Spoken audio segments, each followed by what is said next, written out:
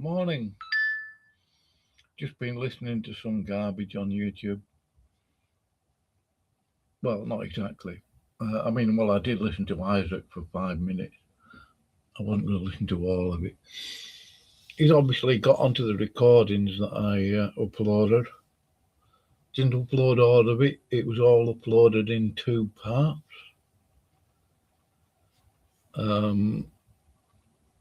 So you're going to have to work out the chronology. There's only 2 of them. Well, I uploaded 3 this morning, but one's a short video, a sort of skit. But the other 2 that were uploaded prior to that are chronological. I just didn't upload them in the correct order. So you're going to have to it's not difficult. You just have to work it out. The longer recording was the first one. And then the short recording is the follow-up. It slightly overlaps. Now, why can't I share this to Bluetooth?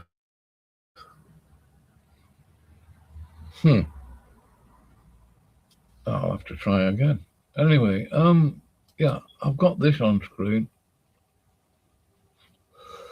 I hope you'll listen to it. I'll put a link to it if you wish.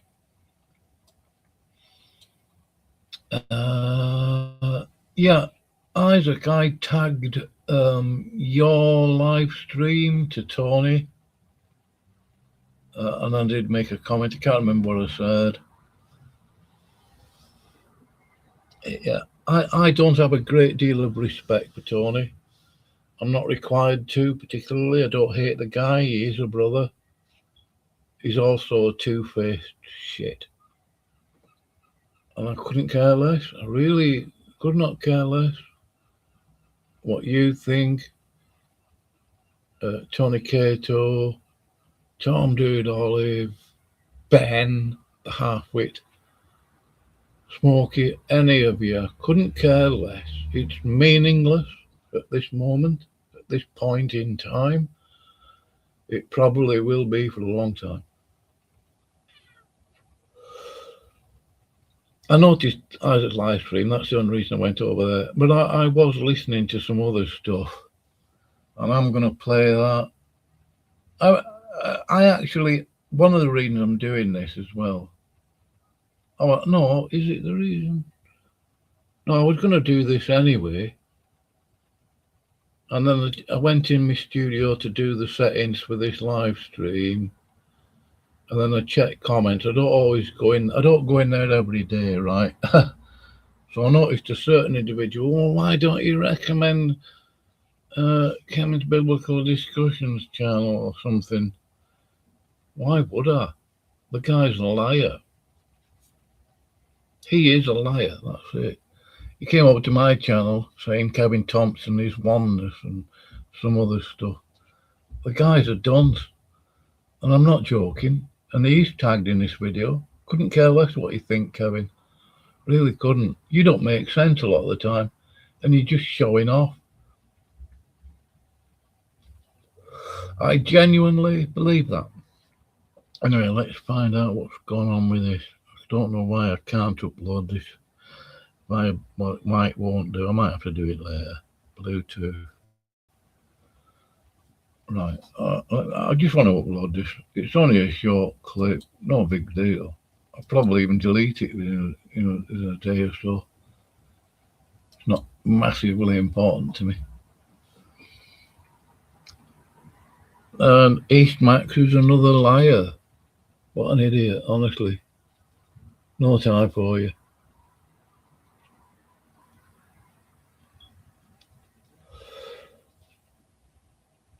I just don't have time for people that just lie about you or think they've got some sort of authority over you or they can tell you what to do. Really? I won't bother. I'll forget this.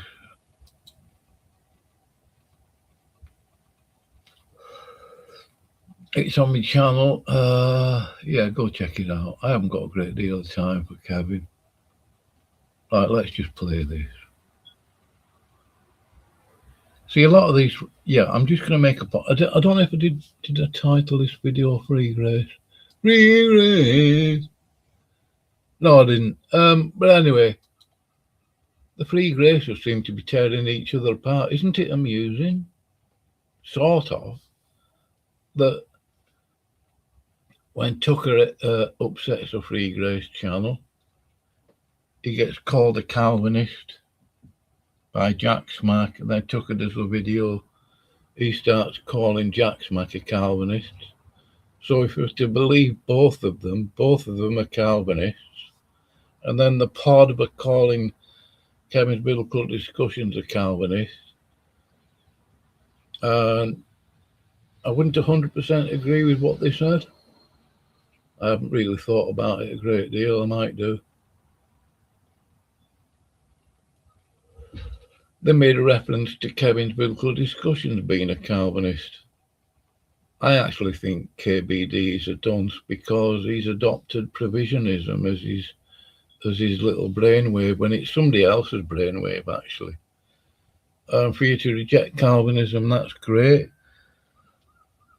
The 5 propositional claims of Calvinism, tulip, yeah, I reject them. I don't need to... surely I shouldn't need to explain why. Kevin rejects Calvinism, fair enough, so he says.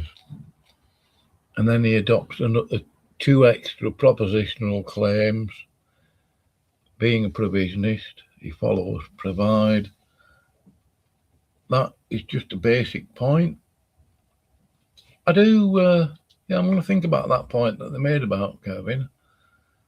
He's not going to get in my studio. I'm not going to bother. Honestly, I don't mind live streaming with people coming in my studio. I've done it loads of times. I've done hundreds of live streams. Even Dude has been in my live stream. Bill, Frank, Ben. And yeah, I've got no fear of any of you.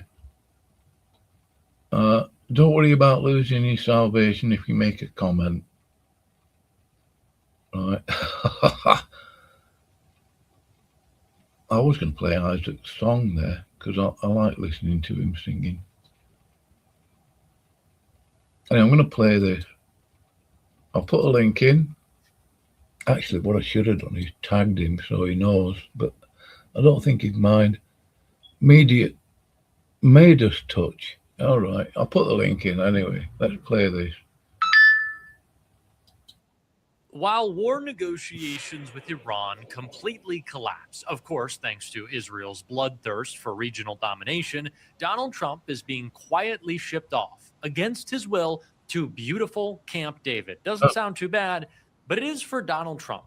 I want you to understand, he absolutely hates Camp David. He does not want to go at all. And in case you don't know, Camp David is a rustic mountain compound in Maryland with cabins named after trees, gorgeous, gorgeous walking trails, and one single hole of golf. That's why Trump doesn't like it. It was designed by Franklin Roosevelt to be a simple, quiet, secure place for a president to think. So, of course, our thoughtless, insecure president, he's not a fan of it at all. He once said of Camp David is very rustic. It's nice. You'd like it.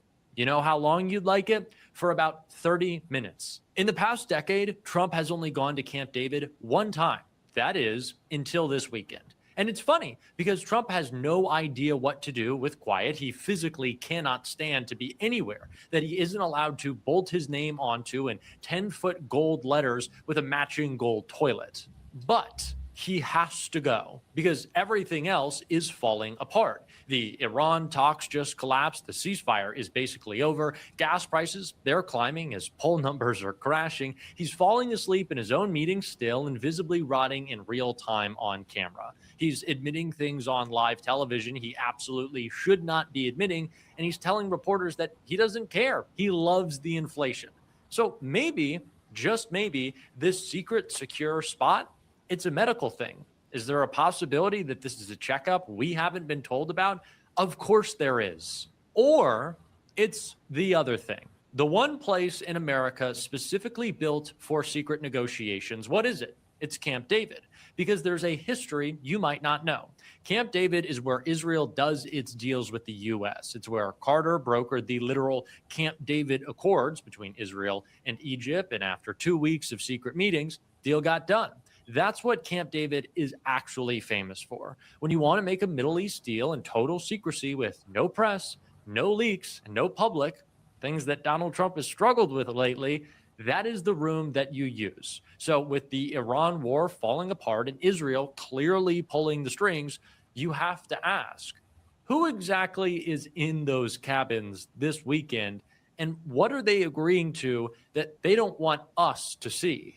Meanwhile, the renovations to the Capitol are the funniest disaster imaginable. Donald Trump has spent $14 million of our tax dollars to rush paint the reflecting pool, and within days, it has turned into Morrow Lagoon with swampy green water and the brand new paint peeling off immediately. So instead of admitting his crappy, corrupt outsourced job failed, he is claiming that it was sabotage and vandalized by, get this, you won't be able to guess, radical left lunatics. Of course, no. he literally just forced park police to arrest a 67-year-old Olympic canoeist who reached into the water during a bike ride and got detained for 5 hours. Instead of admitting defeat, he is draining the whole thing to do it over again for even more of your money. And by the way, you got to see this picture of the actual real life contractor, the guy that Donald Trump is using to do the pool. This is not a joke. This is a real guy, a really weird guy. This is what a presidency in collapse actually looks like. A sundowning old man who hates the woods, getting flown into the woods against his will on Father's Day to be kept away from the press, while the few adults left in the room, if there really even are any at this point, try to clean up a war he didn't think through. It's a grand display of extreme weakness and another example of the secrecy of this administration. What are they hiding? We don't know. What are they doing? They won't tell us. And we'll be unpacking it all today with 3 fantastic guests. Jennifer Welch and I will discuss the secret lovelessness of Donald Trump's marriage and mock Melania a little bit. You're really going to want to see that. I'll also be asking Senator Mark Warner about the threats to our elections that Bill Pulte poses as the acting director of national intelligence. And David Pakman is joining to discuss how terrified this administration is and why they are targeting independent media. Plus, and do stick around for this, we have a special Father's Day surprise interview you will really want to see. All of these guests, they're joining me and they're joining you. And as always, it's happening right now on Sunday. Jennifer Welch, thank you so much for joining me on Sunday. Jack, you are the only person I would show up for on a Sunday because I don't like to work on Sundays. So thank you so much for having me. Well, would you show up to make fun of JD Vance on a Sunday, even if I wasn't there with you? Like a Southern Baptist goes to church, I would always show up to make fun of JD Vance because it is America's favorite pastime. It really is at this point, and Donald Trump's as well. He's made clear that he's willing to throw him under the bus. He already has, but I don't know if you've been paying attention. You covered JD Vance's appearance on The View, but he is on a larger book tour. Have you seen these stops so far? I think I saw the New York Times stop. I've seen some clips. I didn't know where he was. Of course, I've seen him on Fox, like co-hosting Gag. It's embarrassing, and so much so, like, I guess he's plotting out his career. He's going to be the first administration official in Trump 2 to go from administration to Fox instead of Fox administration. But JD Vance is hawking his book right now. He was literally at a campaign stop in which he was like, well, this is on behalf of the administration. This is on behalf of a Republican, so I'm not technically allowed to talk about my book, but I'm going to do it anyways.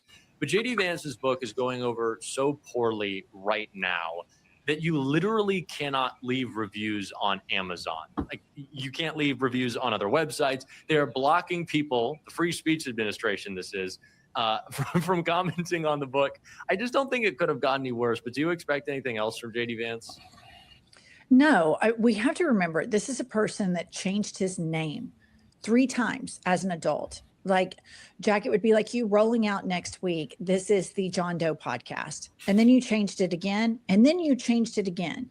And then you changed your religion 3 times. But also, here's something that we don't talk about pertaining this book. And it's really the lead story, but we have all accepted so much corruption and double dealing. Yes. And the corporate media has accepted that he is enriching himself off of writing a book during the vice presidency. He is traveling on Air Force Two. All of these stops are taxpayer funded. Mm-hmm. These are not personally funded. And if Kamala Harris wrote a book, or if Joe Biden, when he was the vice president of Barack Obama, or let's even throw Dan Quayle in there, nobody would tolerate it. But the corruption is so massive that we get to the fact that the vice president is enriching himself over a pathological lying book to try to rebrand himself.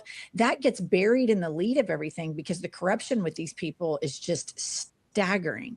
Yeah, and it's funny because I remember one of like the big fake Biden scandals was, in 2017 he made $10 million. How is that possible? It's like, well, he was a popular vice president who sold the book after leaving office, right? It was a scandal that Joe Biden got a book deal after being a popular vice president. So it's so funny. And you're right about the switch up. Like, that is all that JD Vance ever does, is just change to try to take advantage of the moment or ladder climb. And he's doing it right now, recognizing how unpopular the genocidal regime that is the Israeli government is. And he's kind of taking a different stance. He's telling Netanyahu, maybe you shouldn't be killing so many people, which is kind of crazy to me because JD Vance defended the killing of multiple Americans and doesn't care about innocents abroad. Have you observed this kind of change of tune from Vance? Yeah, it's staggering because our mutual friend Hassan Piker got banned from going to the UK for saying something similar. Mm-hmm. And this is something that is getting a lot of bipartisan support, that Israel needs to stop killing civilians. Americans don't want to pay for it anymore.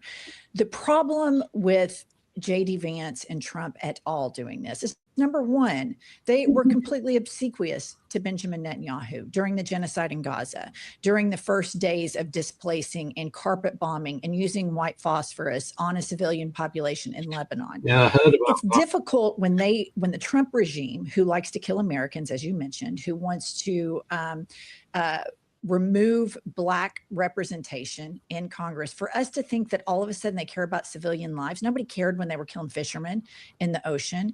So my problem, there is an issue with anti-Semitism, and it's something we all have to be aware of. It incubates the most and lives the most in MAGA cultures. JD Vance is the guy who defended the Nazi group chats of young Republicans. And everything that this regime does, there's some money behind it. I read an article that, why is Trump all of a sudden so concerned about Lebanon? He never gave a shit about Gaza. Why does he care all of a sudden about Lebanon? Well, his least favorite child, Tiffany Trump, her husband's dad is a billionaire, a Lebanese descent billionaire. So, you've heard whoever has Trump's ear most recently will say, where is what he says. Well, JD Vance has no credibility on any of this because he rolled out like a day or two ago and said that he thought that Donald Trump had the highest IQ of any president. That if we were to sit them all down and test him, that Donald Trump would score the highest. And Jack, what I say to that is, let's tee it up. Let's live stream it. Let's live stream it around the globe. Let's do cognitive tests, get Obama, get Biden, get Clinton, throw in Hillary, throw in Kamala, throw in Pence, throw in Mother, for God's sake. And let's do IQ tests across the board. I don't trust anything they say. I don't trust any of their machinations. I don't trust any of their plotting, because behind all of it, somebody's getting paid somewhere. That's what their whole thing is. It really is always follow the money, which is why I'm really interested with what's going to happen between Trump and Netanyahu right now. Trump the other day posted that he holds all the cards and has complete control of whether or not Netanyahu gets reelected, and Trump has done nothing to push back against Israel, continuing to violate the ceasefire, thus leading to the closure of the Strait of Hormuz. It's the reason that this war started and has continued, yet Donald Trump does nothing.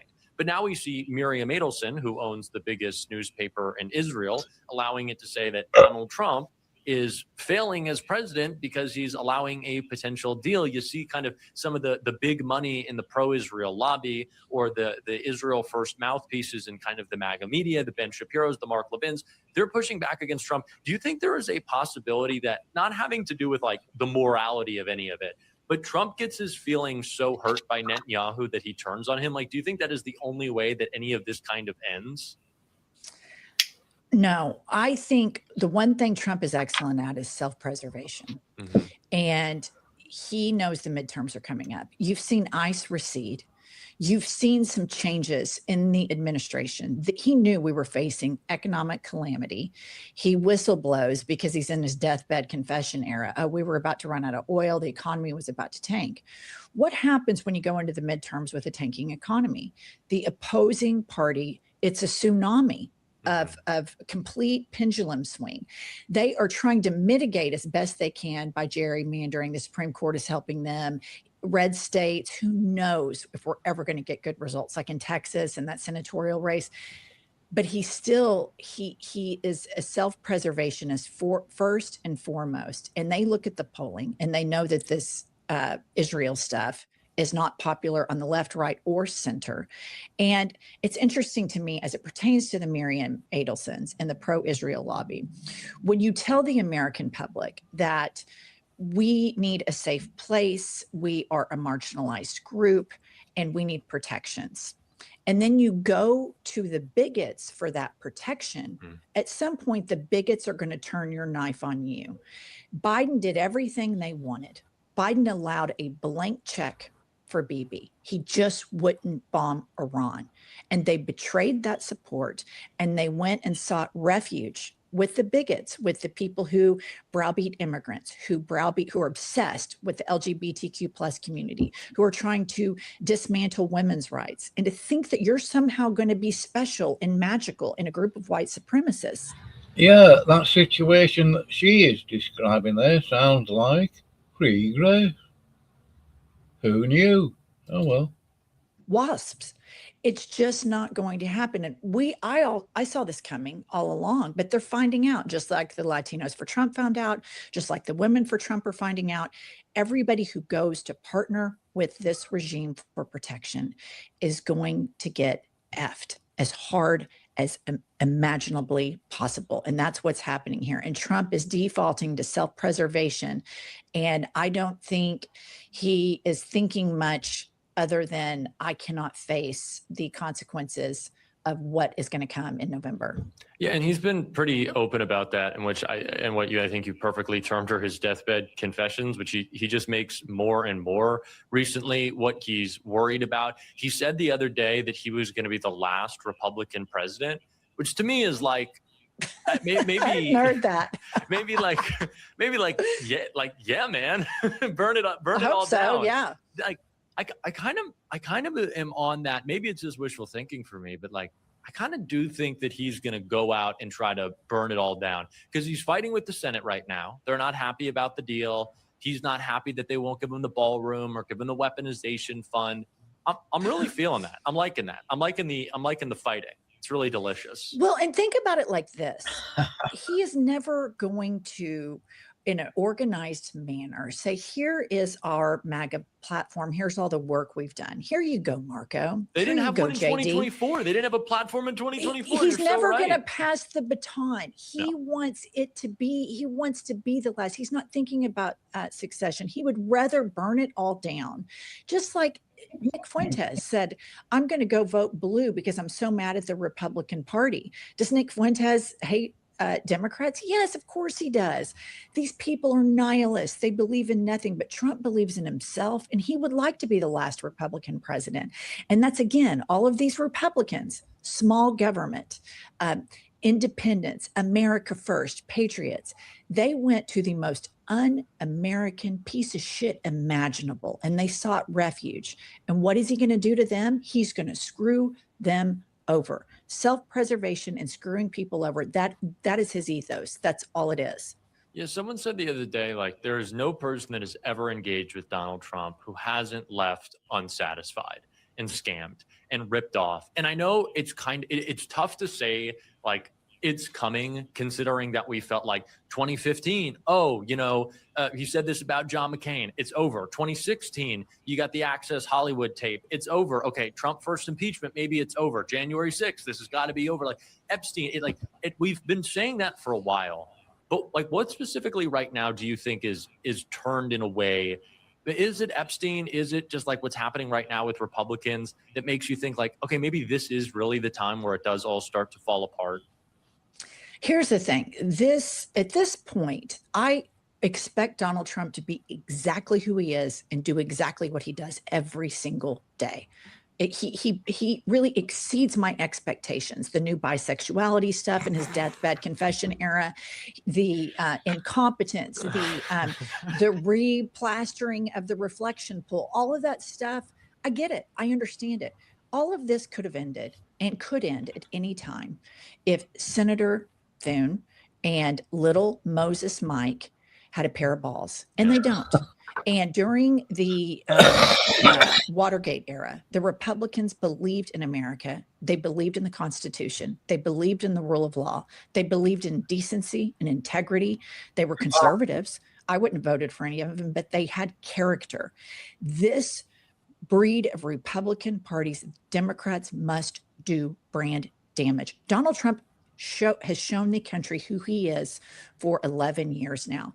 All of our focus needs to be on doing reputational, decades-long brand damage to every single Republican that has refused to use their branch of government to check this criminal. He is a dirty cop surrounded by dirtier cops, and they are a criminal regime that commits crimes all the time. The Supreme Court is cooked. But Thune and little Grinder, little Moses Mike is what I call him, they could actually step up and do something, and they don't.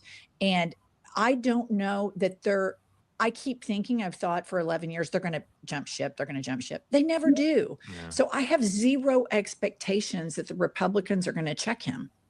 The only thing that makes me think maybe is the money, right? The money that's been there for Tucker Carlson to start shitting on Trump, the audience that's there for Marjorie Taylor Greene to do it. Maybe that's a possibility. I want to talk about Trump's bisexuality. I'm so glad it's one of my favorite subjects. Yeah.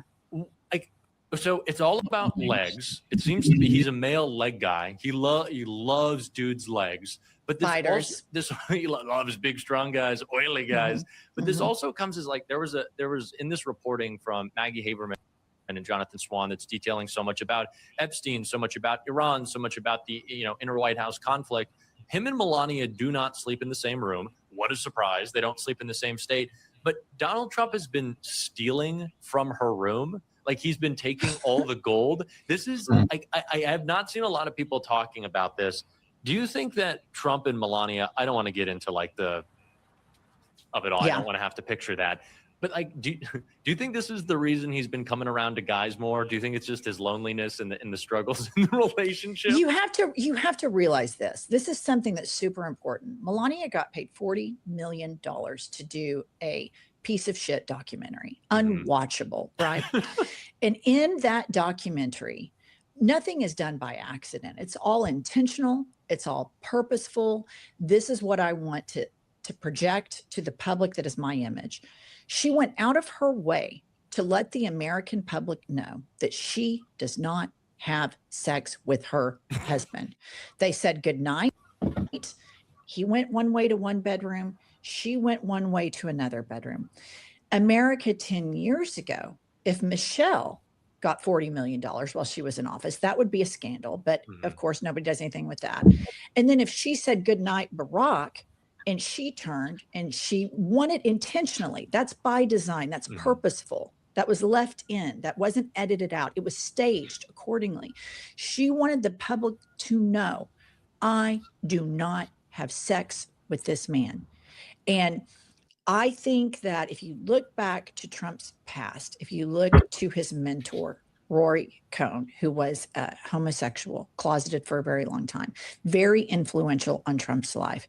I think the reason that MAGA men are so obsessed with the LGBTQ plus community is some of them are bisexual, some of them are closeted, because I can't even begin to tell you how many gay friends I have that do not talk about gay stuff like the Republicans do. I've never seen a man constantly as Donald Trump, every time he's around somebody attractive, he seems to have a type. You know, think about Zoran, think about that UFC fighter, think about the Saudi print, all of them. He seems to have and he can't stop himself, because if you think back to like the times you visited an elderly person in the nursing home, they get really honest. They get in their deathbed confession era, and it would be like, oh, your grandmother, Bick, oh, Jack, you know, I always loved you a lot more than I did your brother. You were my favorite. Don't right? tell Joey that. and this is what Trump is doing. He can't help himself, because he's less inhibited. He knows his own mortality is coming into focus. And I don't think he and Melania have slept together for years, but she took in $40 million, and it wasn't to curate a traditional marriage. It wasn't to curate a traditional family. It did the exact opposite. And this is the kind of stuff and the type of fodder that the MAGA conservatives, like, you know, little Moses Mike, would have a heyday about. Ted Cruz would go bananas if Barack and Michelle did something like this. They don't even sleep. What kind of man doesn't sleep with his wife? And I don't know if maybe we should just start talking about that all the time. Seriously, I really think we should. Like, we were probably going to get put on the enemies list, but like, they're going after Tallarico right now because they say that like he looks like not manly. Like James Tallarico, I really like James Tallarico, so I don't want this to be like taken out of like the wrong context, but like, he is not some like, you know, firebrand, like getting at, like, he's not like trying to fucking change everything, and he's not like some revolutionary figure. He's a great politician and seems like a very nice, smart young guy who cares. And they're just trying to pretend like he's the worst person in the world because he's got a girlfriend and like likes broccoli every once in a while. It's Here's so the problem. Here's the problem. I'm from that part of the country. Here's why they're investigating James Tallarico. James Tallarico exposes the fraudulent Christians within the Republican Party that weaponize their faith and preach a hellfire damnation, KKK style of Christianity. These Christians have a Jesus problem because Jesus is empathetic. James Tallarico reminds people in the Bible Belt, I use my faith to not judge people. Jesus Christ explicitly spoke out against the accumulation of wealth. It's not this 1%, it's, you know, the trans people, it's this 1%. And he exposes, and the Bible is explicit on this. Jesus did not like rich people. I am not a Christian, but it is very explicit. They are trying to besmirch his character because it is a real threat that somewhere in the psyche of the Bible Belt Christian voter, there could be an awakening. Oh, yeah, we are supposed to be nicer. We are supposed to be kinder. Juxtapose that with the family values, what's his name? Paxton, who is, you know, would basically slap and tickle with a dead pig any chance he can get.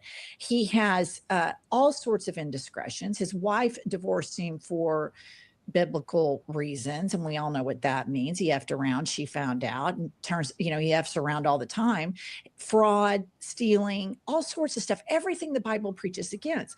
So what do the MAGA regime is clinging on for dear life, because they got so much traction in the last election, pinning trans, less than 1% of the population, to Kamala. So they're clinging on to that for dear life, which I think is so important, why we don't throw that community under the bus. And I think it's so important that we highlight constantly that the gay obsessed, the trans obsessed, the bisexual president in chief, the call is coming from inside the house. You know, there's a study they did, which communities consume the most trans porn. And they had a map of the United States of America. Much to my surprise, all of these uber red counties lit up like an intercontinental ballistic missile. And the number one leading consumer of trans porn is a place called Lawton, Oklahoma. I know Lawton, Oklahoma, because I'm from Oklahoma City. Lawton, Oklahoma is a military town. Redneck is all get out. A straight white Christian, God-fearing, you know, MAGA flags in the back of the truck. Well, as a side hustle, they're all watching trans porn. And so this is something that James Tallarico's true, authentic Christianity is a real problem. And Texas keeps trending purple. It's on the precipice of going blue, and they are shitting bricks. Yeah, and it makes me think about something that someone said recently. Your point about like how clear it was in the Bible that Jesus hated rich people. There's also this idea that homosexuality is a sin. It's the worst thing. It's what we got to talk about all the time. Like I heard someone say like that. Would you heard if you went into a church in the South 50 years ago is that they would be talking about abortion, they'd be talking about homosexuality, and they'd be talking about how much they love Israel. And that's all the same. That doesn't change. It was not the focus of the Bible. And you also have to think that if Jesus was constantly interacting with all sorts of people, then you would think that since we know people have been gay and humans and animals and everyone's been gay for thousands of years since the beginning of time, he might have bumped into a gay person or two.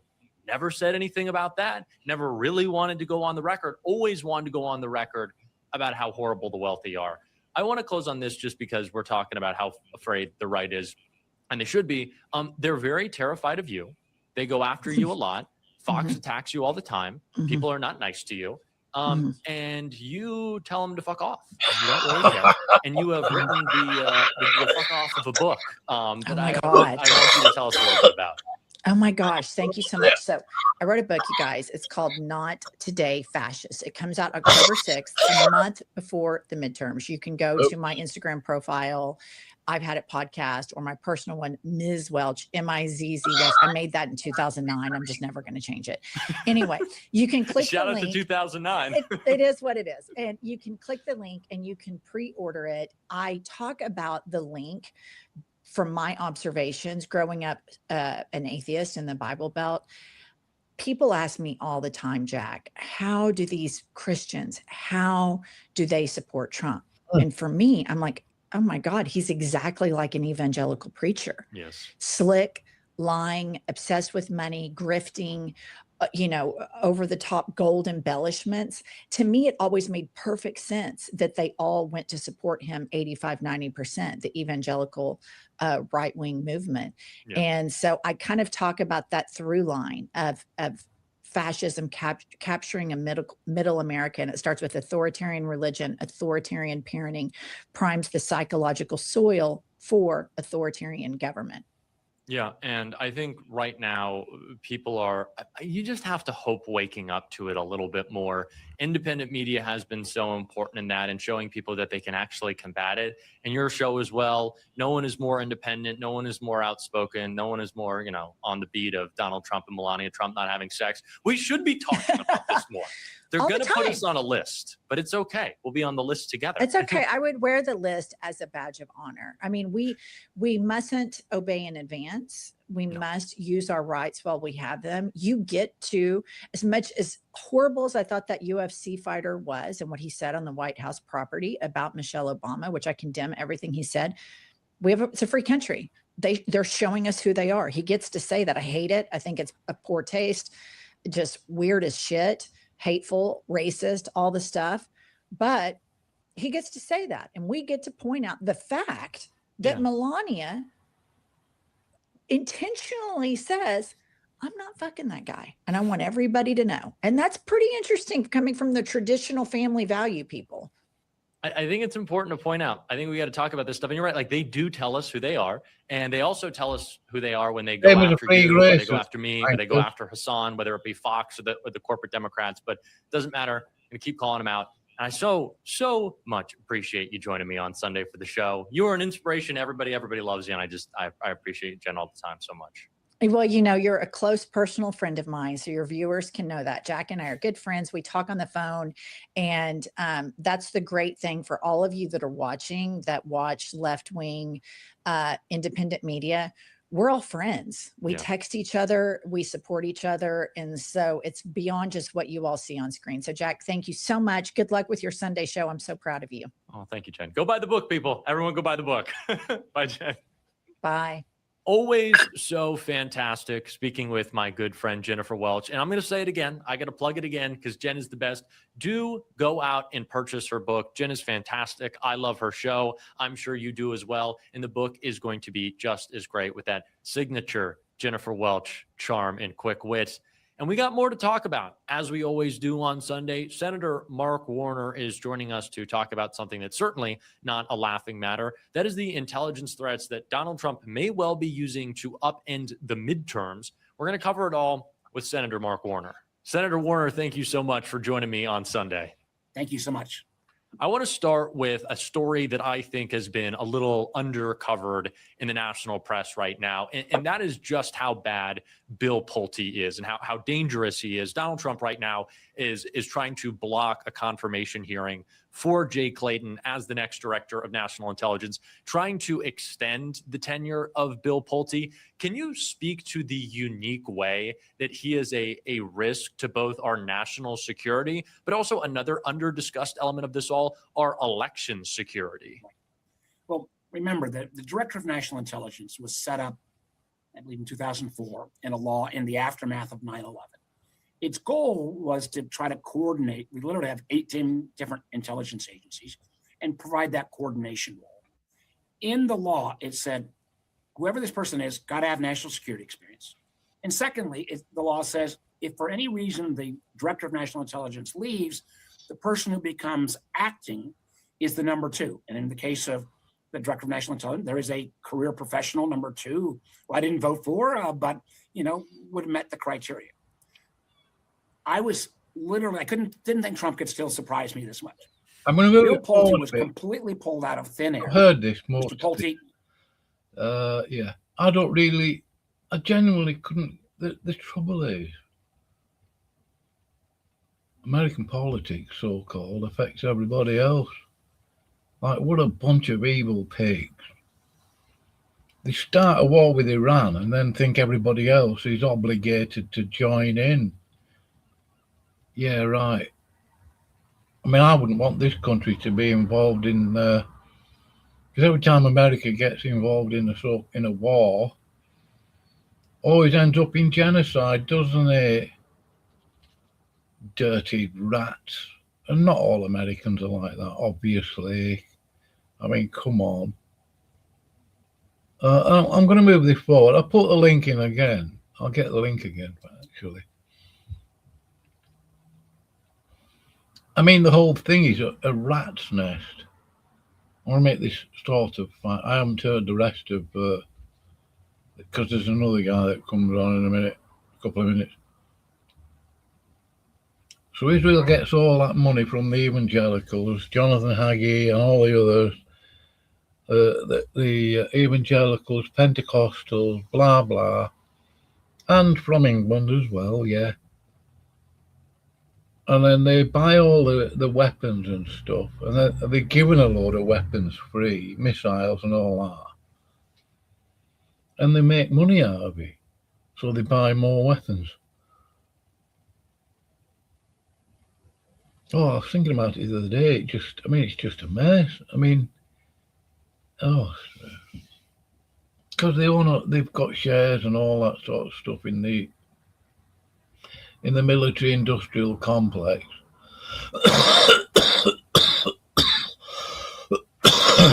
No, go and make a short video out of me coughing, moron. Anyway, I'm going to move it forward. You can always go and watch this yourself. I'll put it there. We are approaching points where we've got to have guardrails, and we failed miserably on this with social media. I had bipartisan legislation for years. We can't fail again on AI without putting some guardrails in place. I completely agree, and I appreciate the time. Thank you so much, Senator. Thank you as always. Take care. A very important conversation with Senator Warner, and I am looking forward for a circling back sometime soon on that conversation around data centers. A lot to get into on that issue. I think I'm siding with Bernie, though, but we'll be, of course, talking about that on this show and mine all the time, because that's what we should be doing in the independent media, asking questions, pushing back, demanding answers. And when you do that, you end up like David Pakman on a list with the White House calling you a media offender. David and I talked all about that. I hope you enjoy. David Pakman, always great to be joined by an enemy of the state. Thank you so much for being here on Sunday. Always good to talk to you. Enemy of the state. Well, you've been sharing a lot about the targeting that the Trump administration is carrying out against yourself, other media offenders like Brian Tyler Cohen. But what was like the moment where you saw you were on the list? Did someone text you? Like, how did it all go down when did Kash Patel knock on the door and was like beady-eyed in your face? No, it was very anticlimactic. I was just seeing what people were talking about on my subreddit, and someone posted very casually, "Hey, why is David on a White House list?" That's how I found out. Well, shout out to the subreddit for holding it down. Like, was your first thought like, this is embarrassing for them, this is great for me? Like, obviously you never want to be an enemy of the state, even if it's like this terrible regime. Like, they send people to Nancy Pelosi's house, they beat down the Capitol. They're not going to like troll you on Twitter. This is like an inherently violent movement. Were you more like embarrassed for them? Were you worried at first? Like, what were the series of emotions? I was feeling two things at the same time. So on the one hand, yes, these are violent people. These are nasty people. We all get death threats. We all kind of understand that. And so when this happens, or a couple months prior when Caroline Leavitt and Don Jr. retweeted Stephen Chung's attack on me, immediately that stuff goes up and the emails come in, and these are at least people willing to threaten violence very willy-nilly and sometimes do it. So that's one side of it. The other side of it is, though, hold on a second, even reasonable people who disagree with me know the ugly history of government enemies lists, and we think about Putin, we think about Orban, we think about all these places. And so my instinct was, there's a lot of people who are about to come to my defense. And it has just been an outpouring of people saying, I agree with you and I'm coming to your defense. And even also, I disagree with you, but this is disgusting. And it's been flattering in a way, to be honest. Well, who's the most shocking? Oh, they're defending me now. Interesting. Who's that been? It's not well-known people. It's just people who write to me and go, listen, I've been listening to you for a while, not because I agree, but because I disagree, and I want to know what the opposition is saying. But this is an ugly thing, and this is beyond the pale, and this is anti-democratic. There's one profession that's protected in the Constitution and the Bill of Rights, and it's a free press, and you're part of that. And I appreciate hearing that from people. Yeah, I think the First Amendment might be the most misunderstood thing discussed in our politics. People just like throw around free speech, it's under attack, I'm under attack, you're actually under attack. But for so long, the right has taken like social accountability for them saying slurs or having Nazi group chats or like making people uncomfortable at work is like Joe Biden descending down on their life and like trying to impose himself. That's what Trump is doing. Do you think that, like, I wonder if we haven't done enough on free speech? And by that, I mean, like, frame the right as whiny little babies using the power of this state. Like, do you think the party has done that enough? Like, I think us and independent media are, but like, are Democrats doing enough? No, I don't think so. And, you know, this goes even back to the COVID days where when platforms had terms and conditions and enforced them, you had all these MAGA people, Trump supporters going, First Amendment violations. It's like, hold on a second. The First Amendment has to do with the government. Twitter having terms of service. By the way, just in case any Americans are listening, I couldn't care less about your First Amendment, your Bill of Rights, your Constitution. It's all just garbage to me. I'll tell you why. Mainly because it's American. I'm British. F you, and your own government don't even care about your Bill of Rights, your Constitution, or any of the other stuff. So shove that up your crack. I don't despise every American. Don't be silly. The ones I've interacted with on YouTube, no thank you. And they're usually Christians generally. News Unit did a live stream the other day saying, what was it he said? Not that I care particularly. I mean, the guy's an idiot. He's a dumb. He's literally a dunce. He's a fool. What was he said? What would it? What?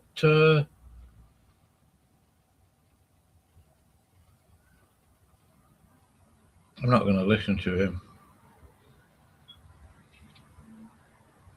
Oh yeah, oh, true. This is news unit. I mean, this is how toxic he is. I mean, he's American, so I shouldn't really be surprised. Sunday Church Live, and this is his title of his video. I'm not a Christian, and Christianity is of the devil and Satan. I'm quoting what news unit says there. The title of his videos. In fact, I'm going to get a screenshot of it, because going by recent events, I'm going to be falsely accused, aren't I? So screenshot, yeah, there you go. There you go, Pete. Learn English. That could be useful. But, I mean, anybody who knows what news unit's like, that's the kind of thing he does. Oh, Ben, a beautiful sunny day.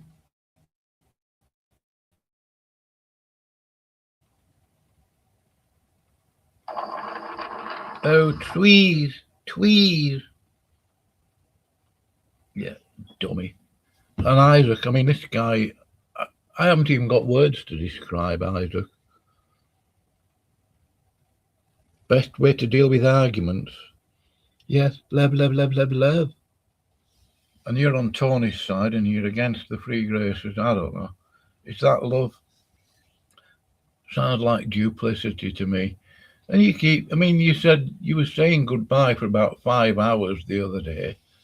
You did 3 videos, live streams. Bye, I'm going, this, that, and the other, and another one. I mean, it just didn't make sense. Now you're doing another stream on how he wants Tony Cato to talk to him. I wouldn't, honestly, okay, I've had conversations with Tony. I wouldn't give you 2pence for the value of them, really. I don't go to his channel for teaching, or Kelly Powers, or Ben, and definitely not Isaac. No chance. I don't talk with Ryan. I trust no man on YouTube at all. I only trust God. However, throwing Ryan past at him regarding his abusive father is not right. Blah, blah, that's Ben. Oh, I'm not going to read all that out. Ben, he doxed you, so don't say that you don't call him a doxer, because you do and you did and you have done. I know you all call him a doxer, and he is. I've seen some of that at you guys too. Do something. I can't even read that. I mean, it's just awful grammar. Go away, you dummy. What a dunce. I mean, when did he post that? Oh, 20 minutes ago. Right. Best way to deal with argument. I'm not even sure Isaac knows what an argument is. I know what he means in the general sense. People disagreeing and shouting and swearing and all that kind of thing. Nothing to do with the First Amendment. However, then Trump swept in and tried to strong arm the platforms and say to them, if only the Americans would stop doing genocides and funding other people that do the same. Yes, wouldn't that be a thing? Anyway, I'm gonna delete that tab in a minute. I'm gonna play. I haven't heard this one. I'll get a link for it. I'll make sure it's on screen first. Oh, copy video Earl. Yeah. Delete that tab. I'll make sure that tab is on screen. Oh yeah, there we go. Feel free to comment, you know. You don't have to. Why blank blank? What? Sorry. Why have blank blank been expelled 109 times. I couldn't possibly even think or imagine what he is referring to. Now, I'm going to go to my live stream on my mobile phone. I'm going to check the audio. By the way, you see the thumbnail for this live stream, Kevin? I mean, the fact that you think there's some sort of necessity for people to come into your channel, into your dojo, and see if your doctrines survive, like it's an ego fest. I will never recommend your channel, Kevin, because you're a provisionist, and you're a dummy, and you are a liar. And Veckel will ridicule me, because he used to ridicule me for calling him a liar when he was lying. I mean, that's a year or so ago now. He couldn't stop doing it.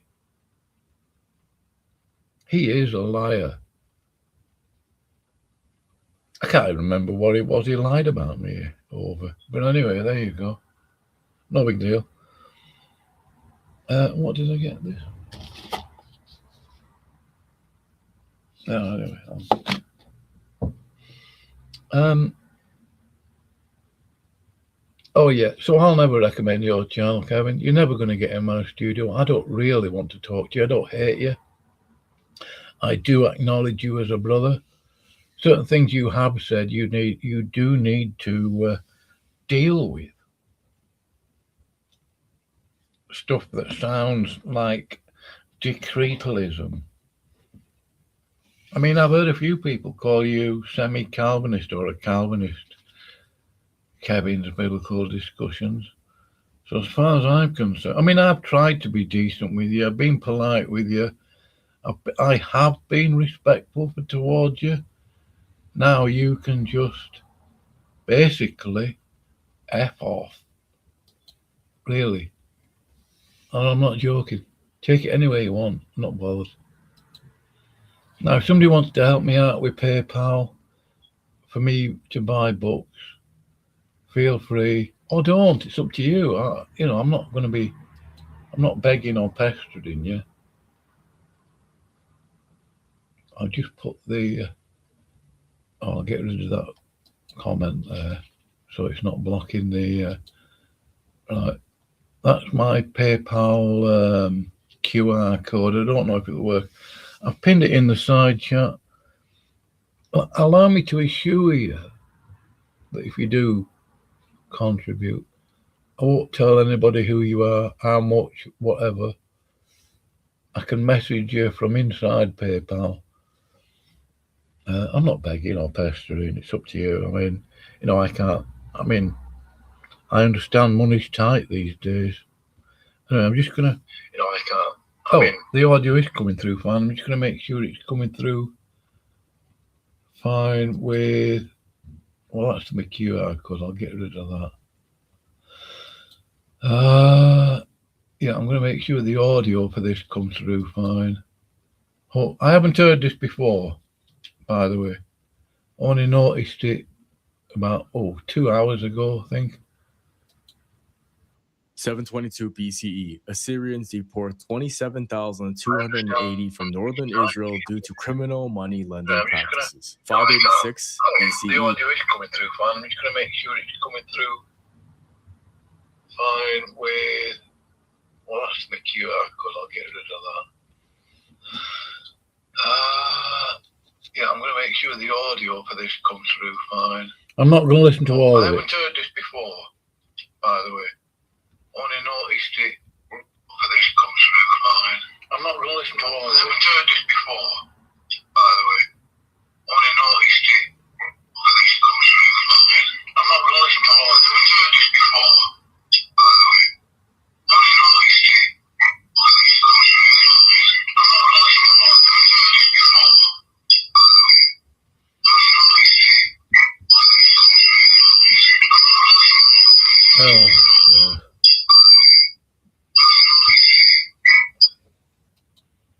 Native Babylonians exile Judean elite and destroy First Temple due to massive child 722 BCE, Assyrians deport 27,280 from northern Israel due to criminal money lending practices. 586 BCE,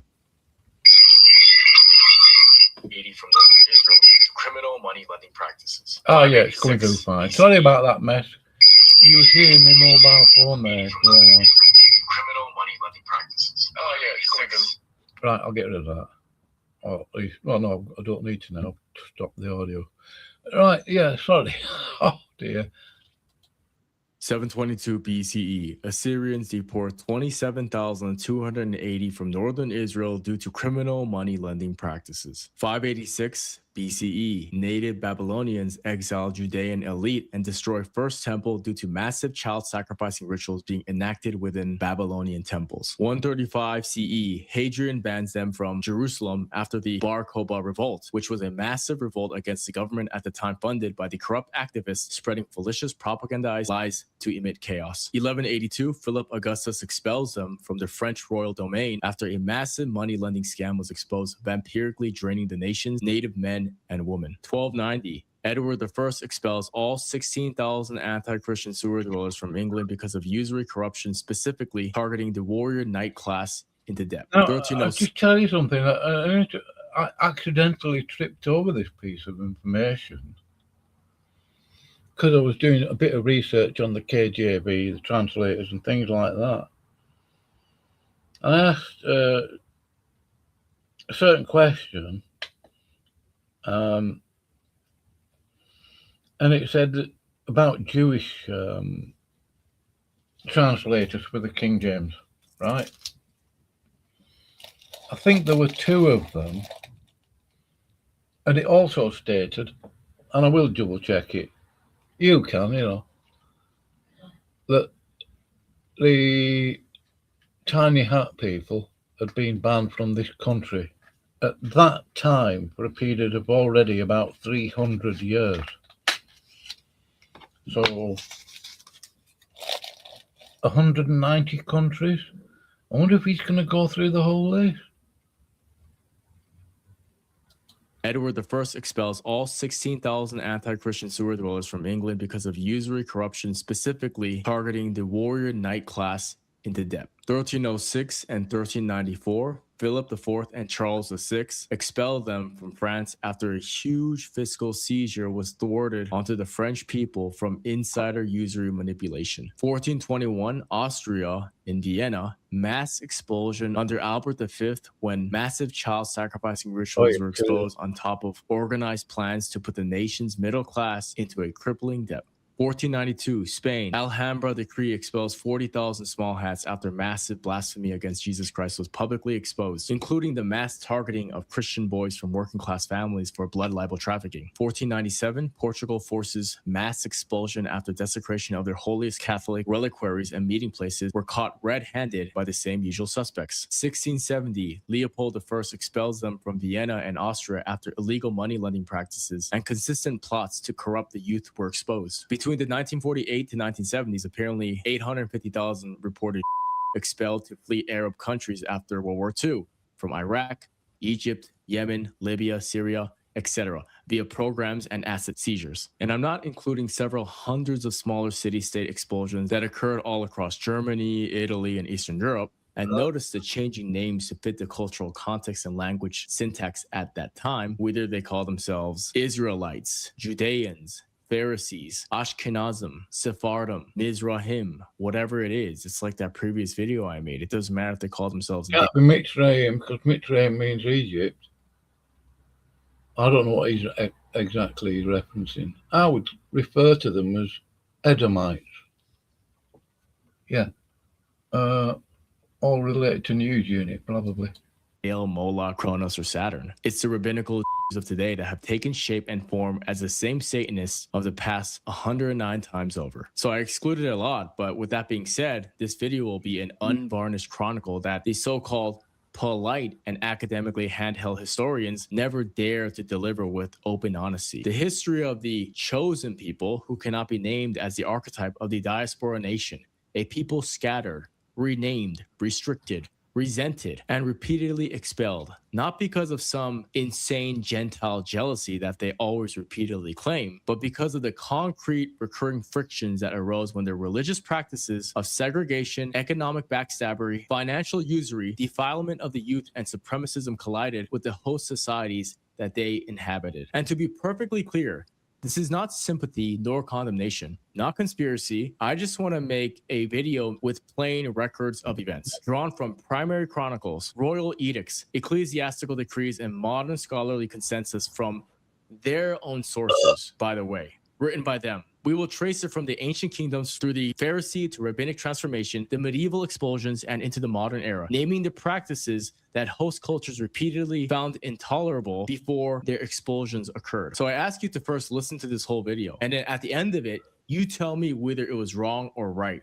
You tell me if it was fair or not. So let's begin at the root. The people who became known as today originated as the ancient Israelites and Hebrews of the Levant, with the southern kingdom of Judah giving the later ethnonym after the northern kingdom of Israel fell to the Assyrians in 722 BCE. The Assyrians under Sargon II deported 27,280 inhabitants of Samaria and resettled them across the empire. This was the first major recorded expulsion and dispersion of these tribes, scattering 10 of the 12 into what legend calls the lost tribes. The survivors in Judah faced the Babylonian captivity in 586 BCE when Nebuchadnezzar II destroyed the first temple and exiled the elite to Babylon. There, under Persian rule after Cyrus the Great's conquest, they returned in waves, but they never fully reconstituted the old formation.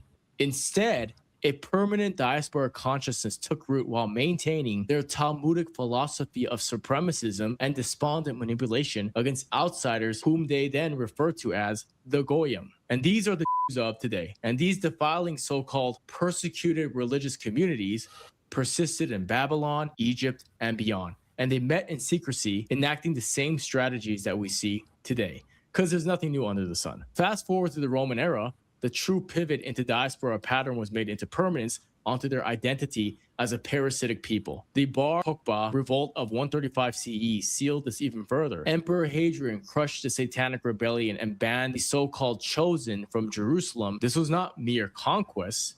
It was deliberate demographic engineering to prevent further degeneration inside their social cohesion. From this point, the people became defined by exile, with communities stretching from Rome to Persia, North Africa to Rhineland. They carried multiple overlapping identities: Hebrews by ancestry, Israelites by covenant, Judeans by geography, and increasingly the term began to dominate for the stereotype that they continued to legitimize throughout different cultures and different people. But whatever they call themselves, however they masquerade themselves, whatever costumes they wear, they all worship the same entity, the Dark One. But the critical shift was their projected sectarianism weaponized as a defense mechanism for their wrongdoing.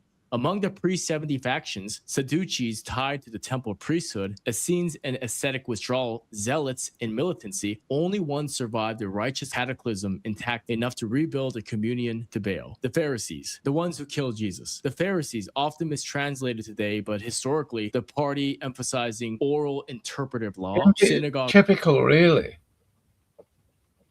Because the Pharisees, the Sadducees, scribes all wanted Jesus dead, and they actually paid for it to be done. Are they doing any different today, really? They gave 30 pieces of silver to Judas from the temple money, the temple cash box, as I would call it, or the coffers.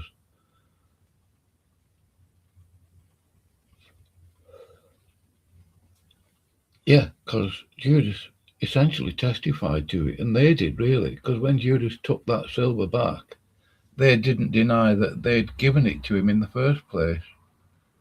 And they said, oh, what was the exact phrase now? Basically, it was blood money.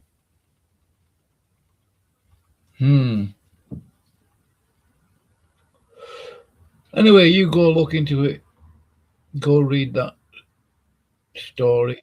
worship and child sacrificing became the direct progenitors of what we now They're still call doing it. Rabbinic Judaism. After 70 CE, their heirs, the Tanaim and later Amoraim, gathered at Yavne and codified the Mishnah around 200 CE. Now enter the medieval Christian and Islamic worlds, where these diaspora communities repeatedly filled economic niches and local laws or customs left open for free trade, where the same people took the good faith system into personal in-group utility based on resentment. In early medieval Europe, church doctrine forbade Christians from charging interest on loans. Usury was a sin, as it should be today in our economy of central banking. Unbound by that moral allegiance and prohibition, and often barred by guild and land laws from farming or most crafts because they don't create anything, they just manage and steal it, gravitated to money lending, tax farming, and trade. They even had a stipulation in the fine print where if a Gentile could not pay back the interest at a moment's notice, they could have sexual favor over their wives that ended up justifying the abduction of many women at that time. Rulers invited them in because they were proselytized themselves as experts in financial literacy to serve the Christian conscience, only to betray them. Yet this role, of course, bred friction. Debtors resented the interest, corrupted kings seized assets with the bankers' excuse when their usury-based debts mounted, and popular preachers exposed the exploitation. This demographic slaughtered transparency and honesty in all of the trading markets, according to multiple 12th century Christian scholars. So the stage was again set for expulsion. Consider England in 1290. Had arrived with the Normans in 1066 as royal proteges to handle financial matters under the guise of, again, altruism and volunteering their expertise. By the 13th century, they dominated short-term credit against the people and chronic indebtedness among knights and nobles. Notice they always target the warrior class. Combined with blood libel accusations from constant missing children on high holy holidays, culminated in Edward I's edict of expulsion. So roughly 3,000 were expelled. Their property was confiscated, and the debts they loomed over the heads of Christian families were canceled. Money lending at selective interest for some and tax-free from others was the crime, which English Christians wanted to handle themselves once capital markets evolved, but the owners of the banks made it so it was illegal to work around them whatsoever. So the Christian populace was enslaved to banking once again. And you see a similar pattern in France. Philip Augustus expelled from the royal domain in 1182, and Philip IV did it again in 1306. Why? More money lending and interest-free loans for insiders while charging higher fees and discovery of child abduction cartels after only a single generation of these people living in the six-sided mainland. And then we have Spain, 1492. It's another notable archetype and example of this. After the Reconquista, the Catholic monarchs Ferdinand and Isabella faced a large converso population, sacrificing missing children in temple rituals and practicing in the cabal of usury lending. So the Alhambra decree gave the choice of conversion by denouncing the supremacy-oriented part of their faith or exile. Estimates range from 40,000 to 200,000 departed for Portugal, North Africa, the Ottoman Empire, and Italy. The Talmud and rabbinic authority were seen by the church as heretical alternatives to Christian scripture from the blatant blasphemy towards Jesus Christ and the harshness exhibited against those that follow him, written all over their own writings. So the pattern repeats across the Holy Roman Empire, Italy, and Eastern Europe. Invitations for economic utility followed by market restrictions from money lending and usury peddling. In conjunction to that is rising resentment fueled by blood libels and child abduction rings repetitively exposed, host desecration acts, and constant statues and effigies of owls or bull-headed gods being surfaced from underground tunnels and secret forest meeting places. It's all over the history writings, on and on. By popular demand, King of Kings here will now be available as a fine art print at arthurquillenly.com. Now, when he mentioned the word owl there, I don't want to go too deep on it. That should bring to mind Bohemian Grove. Who's the patron saint of Bohemian Grove? So-called Saint Nepomuk, N-E-P-O-M-U-K, I think. A Jesuit so-called priest. That's all connected with Bohemian Grove. I haven't heard much about Bohemian Grove lately. Sure we will do this year, this summer. I think we're in summer now. I could be wrong. Yeah, I think we are. Just.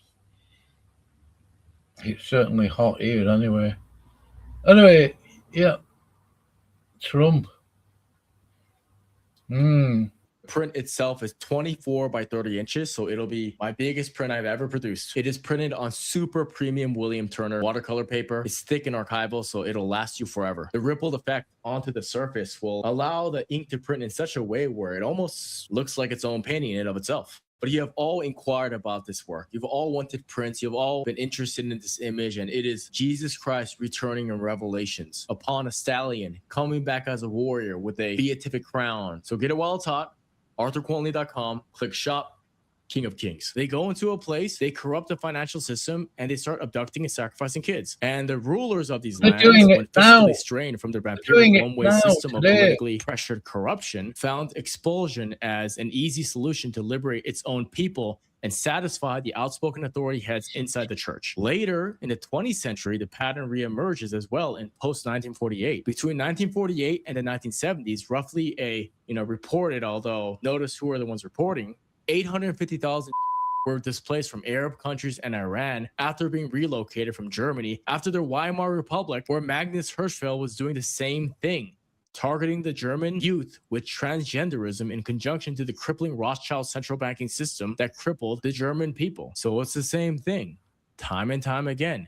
The targeting of the Christian populace with financial slavery, which is why Jesus whipped the money changers after all, in conjunction to child sacrifice. And throughout all this, the people adapted by preserving portable institutions to continue their satanic and twisted spirituality while hiding under the veneer of alliance with Freemasonically duped Christians. No different than today.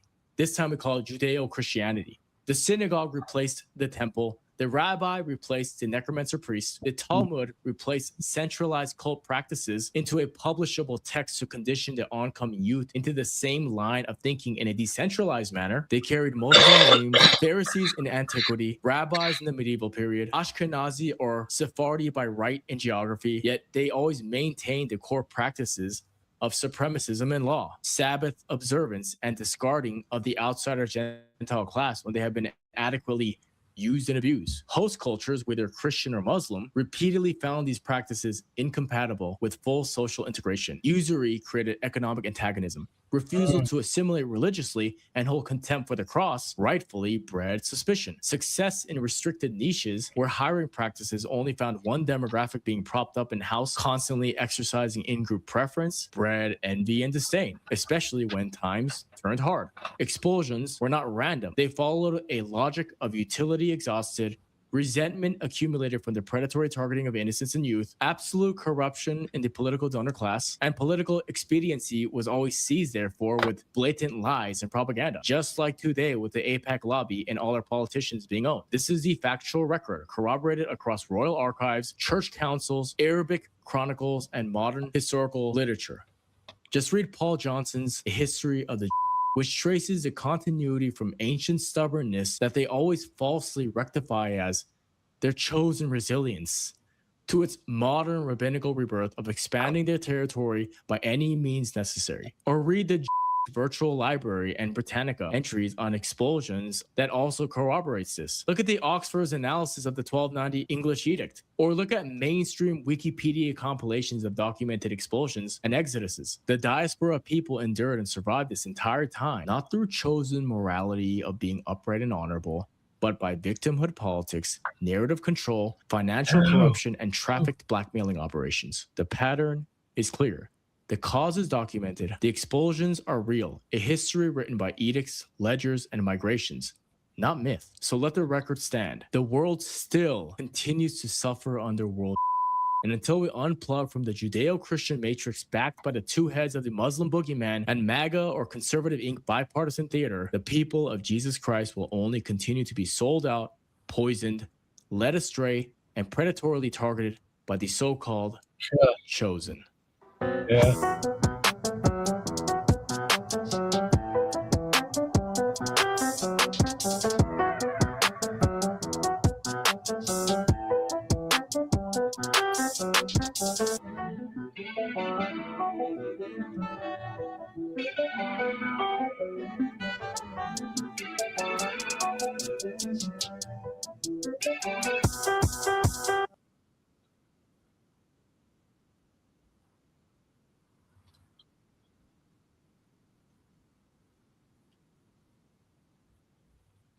I'll put that link in again, I think.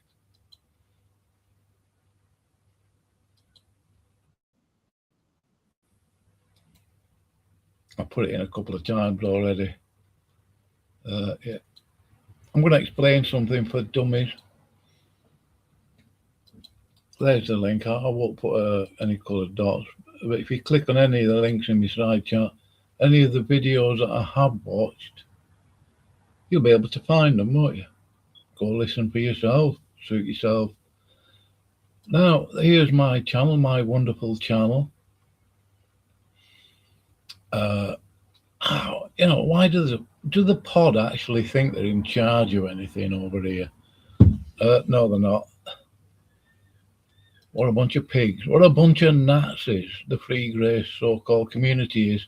And I've got no time for Smokey's community either. I'm not a conditionalist. I'm not a Free Gracer. I'm just a King James Bible-believing Christian. And, you know, you can argue that all day if you want. But Isaac, if you're there watching with your cat's YouTube channel, the longer video of these two here, this one's 44 minutes, this other one is 25. I don't know if that stream is still up. I wouldn't be surprised if they deleted it, hidden it or whatever. They did do with the other Tony Cato stream, which I've downloaded. I've got a full transcript for. The longer of these two videos here is the first one.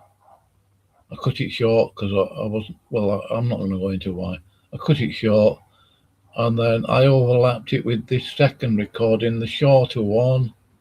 There you go. Oh yeah, I've done a skit. Yeah, and this is for you, Kevin's Biblical Discussions. Big Ed.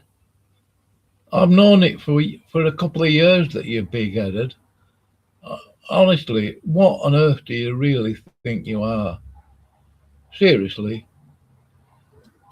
You think you're so clever and you're not. You're not. Dojo, are you kidding? Dojo. Copying standing for truth, are you? You'll be calling it a debate octagon soon, or a high-class channel. There's another interesting fact here, Kevin, because it did not go unnoticed. The Free Gracers, those pigs over there, saying that you're not saved. I believe that you are saved. And then what did you do? And it's up to you, of course. You went over to Smokey bleating. Blah, blah, blah. So did Tucker. I want to be friends now. Tony Cato, the hypocrite. Free Grace Frank, another hypocrite. Double standards, Tony Cato, much. And yeah, I could tell you why. He wouldn't be able to deny it. Dude probably would, because he's a liar anyway. So I really couldn't. I mean, I don't despise Tony. He is a Christian. I'm never going to call him brother. I've never referred to any of you as being a brother, although I have stated that I believe he saved most of you. I don't know. It's not my problem, really. It's yours. I'm going to play this for you. Ooh, Kevin, the big boy.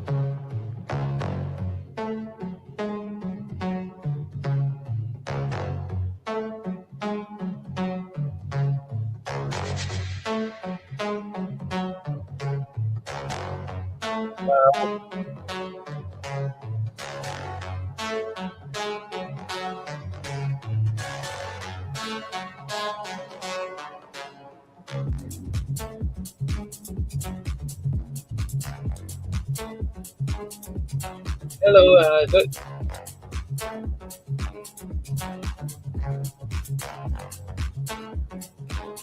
Yeah. Oh, forgot about that. Free graces are not convicted of sin.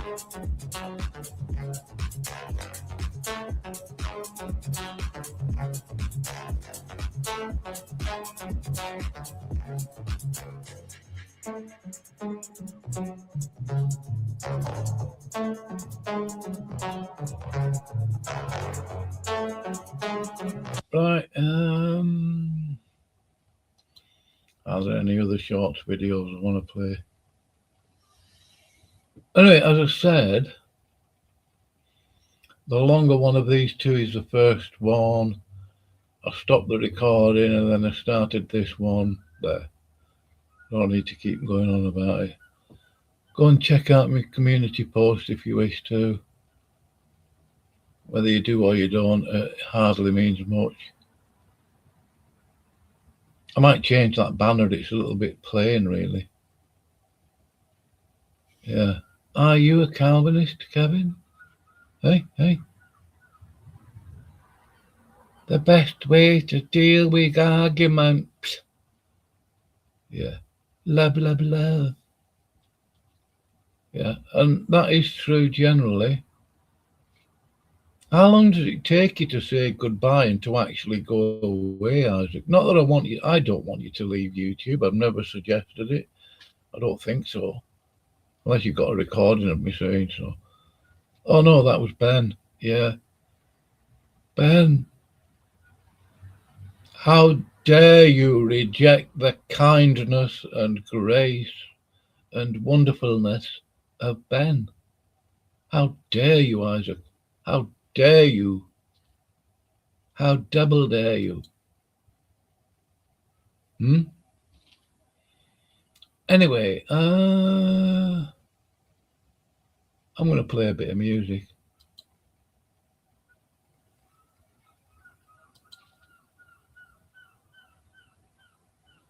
Oh, that's no good, that link. I'll get rid of that.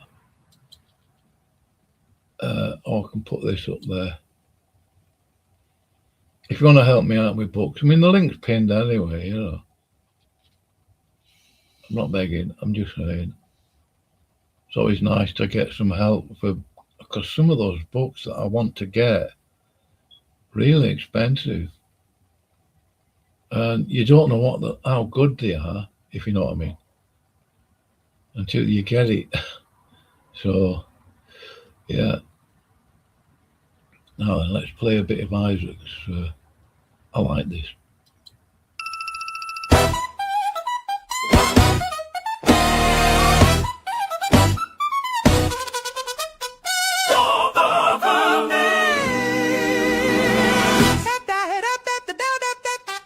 Step right up to the internet and see the modern day prophet who was never sent. Got a camera, a mic, and a giant ego. They mean every single soul everywhere that we go. You call yourself Jack Smack sitting on your throne, claiming that your status is for own and known. You made a little track saying you know my fate, but you're just a little man spinning tales of hate. Free grace on your lips, but your heart is pitch black. Time for reality to smack right back.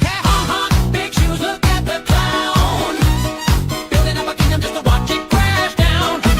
You ain't the judge, you ain't the king. You're just a puppet on a circus string. He screams, selling cheap fire in your digital dreams. Comes into the heavens and he laughs at the sight. Tiny little speck trying to claim the light. Let's open up the books that you claim you're wise, but you're running a circus full of spiritual lies. You think you got the keys to the pearly gates, distributing judgments, a sign in the faith. Even Jesus told the mother of the sons of Zebedee, the seats at the right belong to majesty. The son didn't claim what the father holds alone, but Jack Smack's packing for the judgment throne. You think you are Christ? The blasphemous shine. When a bankrupt beggar tries to write the divine. Proverbs chapter 6. Let's count them out clear. 7 abominations that the Lord holds near. Proud look, check. You're looking from above a line tongue, check. You don't speak in love. Hands at your blood, you kill them with your breath. A heart making wicked schemes, wishing for death. Feet running swiftly to mischief and spite. A boss when it's pouring out lies in the night. And the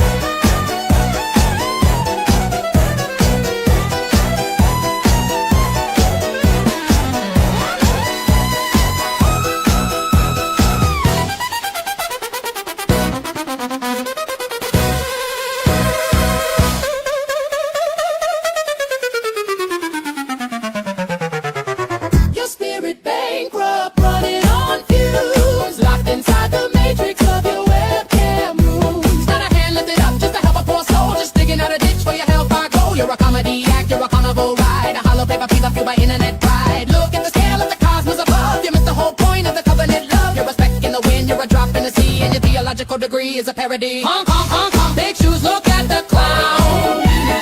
Building up a kingdom just to watch it crash down. You ain't the judge, you ain't the king, you're just a puppet on a circus string. Honk, honk, red nose lottery scream, selling cheap fire in your digital dreams. God's in the heavens and he laughs at the sight. A tiny little speck trying to claim the light.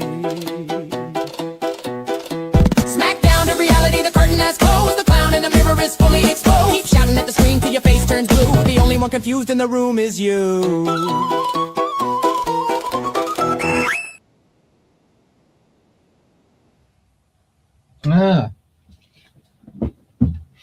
Anyway, yeah. I do like that song. I think it's pretty apt. Interesting though, Isaac, that your other song about the pod team is basically a perfect description of you. And it's perfectly clear from that video that you are a hypocrite of the worst kind, I think. Oh, I don't know how many types of hypocrite there are. Much like Tony, double standards, I'd say. Yeah. Same with Frank Freegrace. Same with Tucker. Same with Jack Smark. Yeah, none of us are perfect. I understand that. Of course I do. I'm probably hypocritical in some areas. I'm not sure where.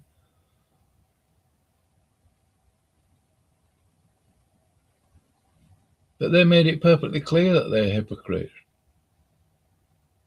I'm not so sure that I'm a hypocrite, although Ben will call me that. Cretin. Anyway, let's play this.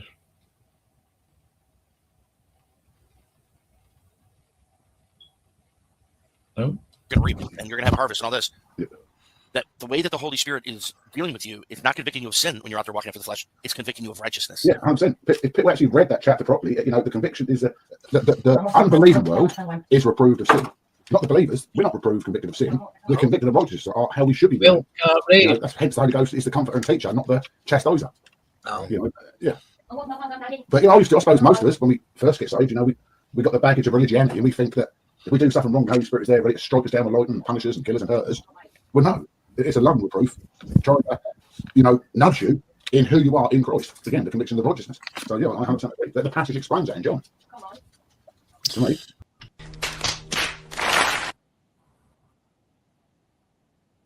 You're going to reap and you're going to have harvest and all this. Yeah. The way that the Holy Spirit is dealing with you is not convicting you of sin when you're out there walking after the flesh. It's convicting you of righteousness. Yeah, I'm saying if people actually read that chapter properly, you know, the conviction is that the unbelieving world is reproved of sin. Not the believers. We're not reproved, convicted of sin. We're convicted of righteousness, or how we should be walking. You know, that's hence the Holy Ghost is the comforter and teacher, not the chastiser. Oh. You know, yeah. But you know, I suppose most of us, when we first get saved, you know, we got the baggage of religiosity, and we think that if we do something wrong, the Holy Spirit is there ready to strike us down with lightning and punish us and kill us and hurt us. Well, no, it's a loving reproof, trying to, you know, nudge you in who you are in Christ. Again, the conviction of righteousness. So yeah, I 100% agree. The passage explains that in John. To me.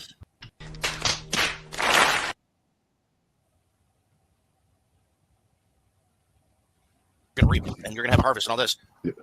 That the way that the Holy Spirit is dealing with you is not convicting you of sin when you're out there walking after the flesh. It's convicting you of righteousness. Yeah, I'm saying. This is another stupid video of Bill's, even more ridiculous, if you can believe it. Photographs will get signed autographs. You're going to have to email me. But this is like bloody official stuff now. There's no pissing about like before. Oh, so you know, serious then? We've got a lot to deal with today. Oh. The order has been under a bit of a trial, really. A bit of a trial. We've gone from 5 members at our height 8 years ago down to 3.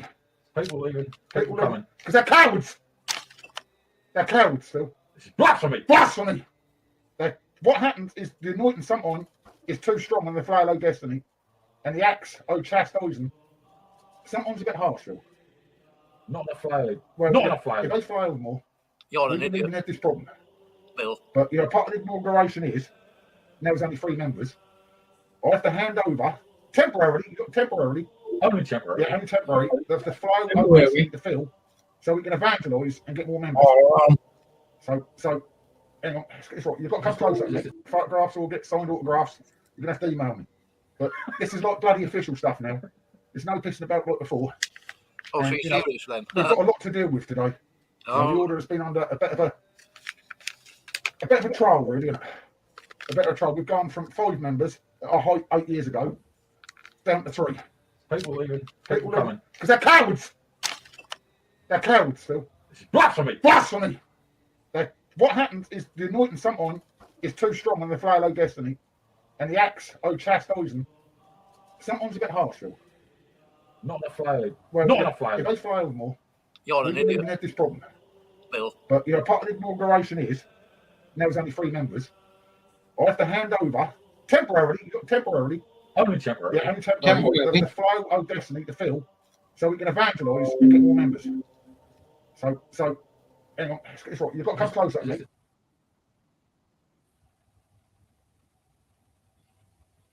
What an absolute dullard.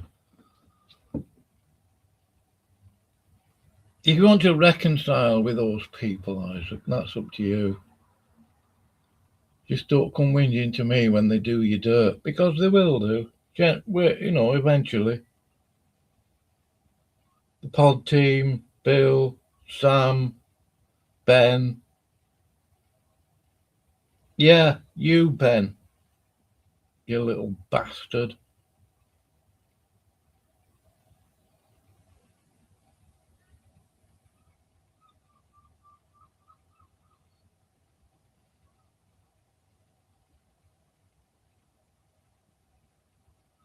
Oh, there's Eastman. I'm just going to delete your stupid comment, Max. Oh, there's Eastman. Right, because you are a pig. I'm just going to delete your stupid... And America, in my view, generally, mainly its government, and a lot of its people are shit. Literally. Absolute filth. Every time America gets involved in a war, like it did with over in Iran, it started it, war of aggression. It thinks it can drag everybody else into their dirty, filthy mess, killing 168 children. You piece of garbage.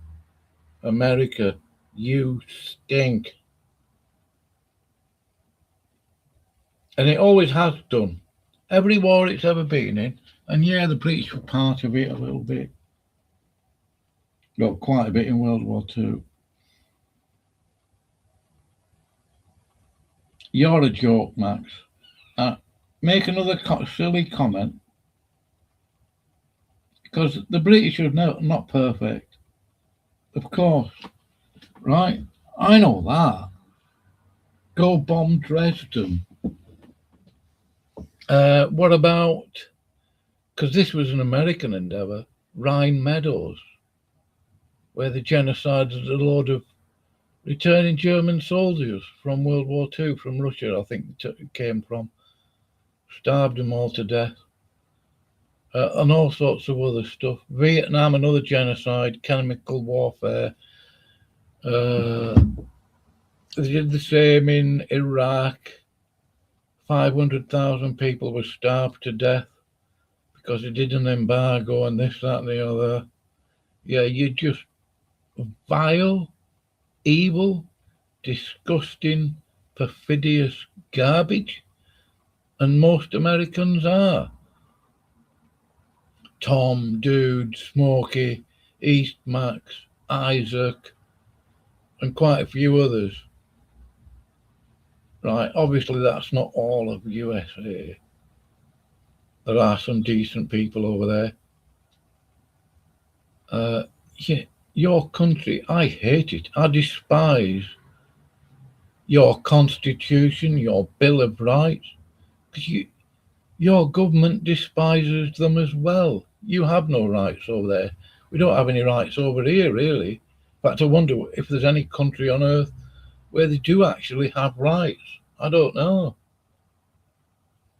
I haven't blocked you, East Max. I've just deleted your silly comments, you rancid piece of garbage. And for you to come over to my channel recommending KBD, are you kidding?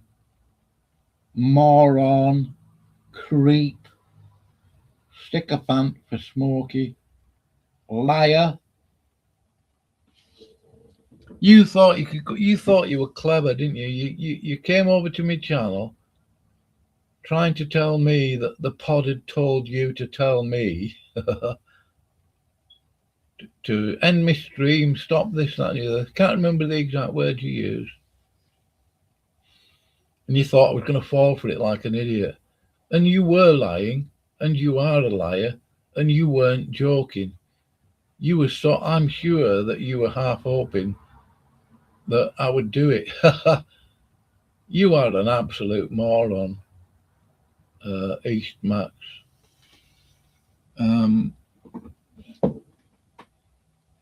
I don't know whether Isaac's onto you or not. I mean, that would be a bit of a reach, wouldn't it? For I mean, I don't actually. I'm not so sure Isaac has any discernment. Neither does Ben. And if you think I'm fooled by your line of conversation over on the pod team, Tony Cato, I'm not.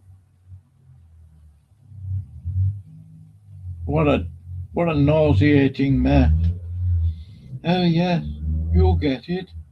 Yes, it was a misunderstanding. Well, I would ask you, Tony, was it a misunderstanding when I said to you, very specifically and clearly, that the dude, Paul, stated that you, Tony Cato, had said that I'm not saved in that discussion you had with News Unit?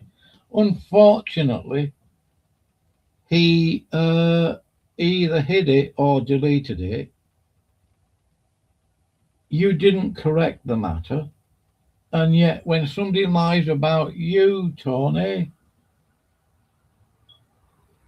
you spend 3 days on it over at the pod team and on your channel with Isaac, which is a sight to see. It's pathetic. And yeah, double standards. What's good for the goose is good for the goose. Forget the gander. Frank, you hypocrite, I noticed as well. I did pull you about it a couple of times. You just wouldn't answer. I've got no respect for any of you. Now, East Max, make another comment and I will time you out. You rancid piece of rubbish.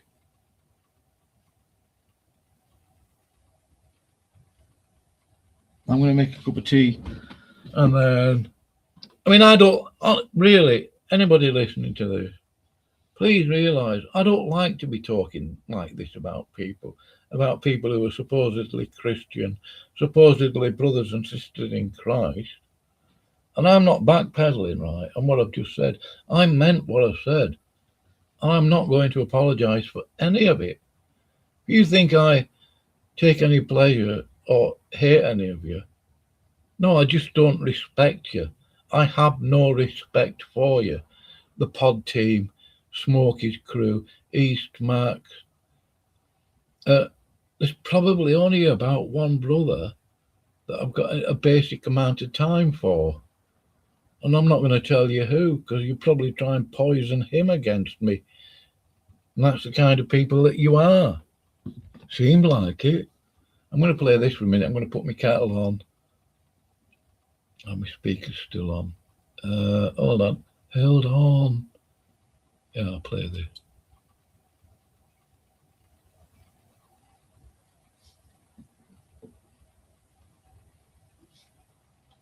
Why isn't it playing?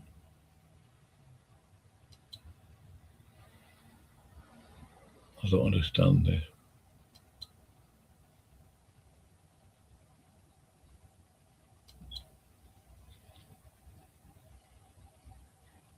Let's just get oh, what the heck is going on here? Right, now then.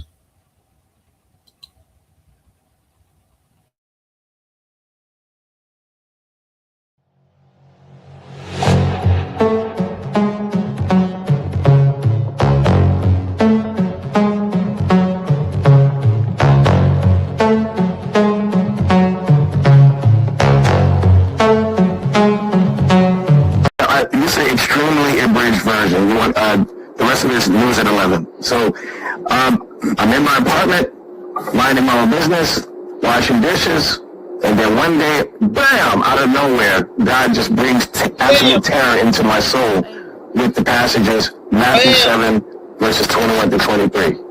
So here I am all my life thinking that I'm good to go. Why? Because I almost became a Mormon, talked to some Mormons last week, and they showed me the way. Okay, they believe in Jesus, so the Jehovah's Witnesses, blah, blah, blah.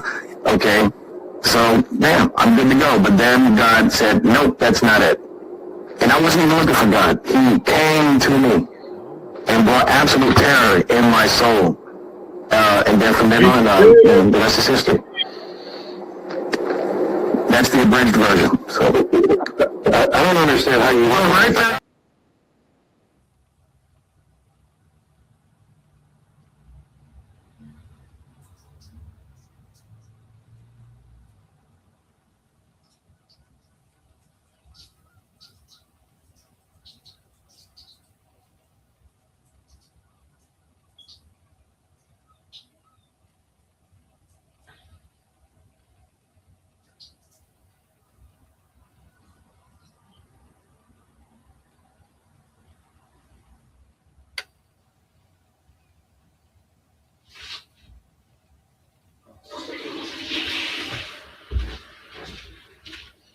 Yeah, I'm just going to turn my kettle on. I thought I had done.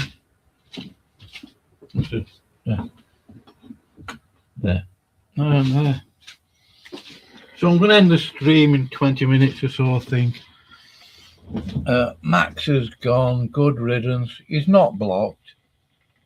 I haven't blocked anybody from the side chat. All I did was delete his comments. Elonia, hello. How are you? Yeah. Oh well. Anyway, it's all in the day's work. I might just end the stream here. Did you listen to Beckel's testimony carefully? Pathetic. Really, it is. Think about it. This is an extremely abridged version. You want the rest of this news at 11. So, I'm in my apartment, minding my own business, washing dishes, and then one day, bam, out of nowhere, God just brings absolute terror into my soul with the passages Matthew 7, verses 21 to 23. So here I am all my life thinking that I'm good to go. Why? Because I almost became a Mormon, talked to some Mormons last week, and they showed me the way. Okay, they believe in Jesus, so the Jehovah's Witnesses, blah, blah, blah. Okay, so, bam, I'm good to go. But then God said, nope, that's not it. And I wasn't even looking for God. He came to me and brought absolute terror in my soul. And then from then on, the rest is history. That's the abridged version. So, I don't understand how you want to write that. Yeah. And God came to me. Yeah. What on earth does that guy think he is?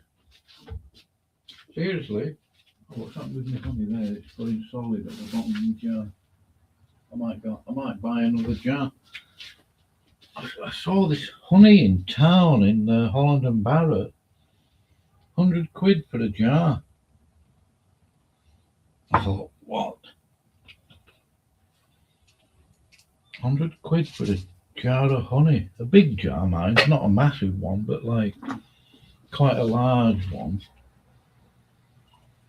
£100. Wow.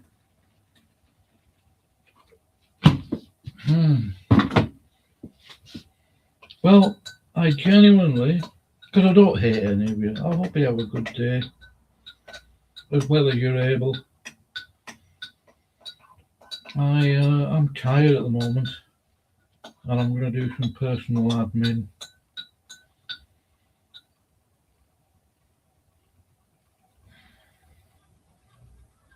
And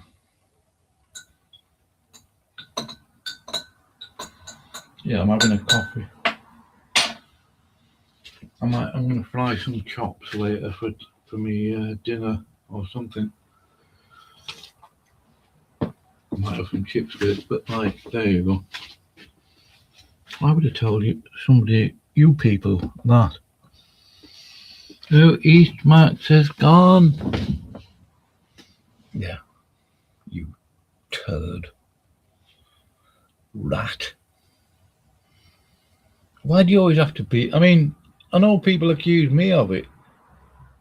Aren't you a bunch of rats as well, really? The worst kind of rats. I know what the pod team have been up to, Isaac.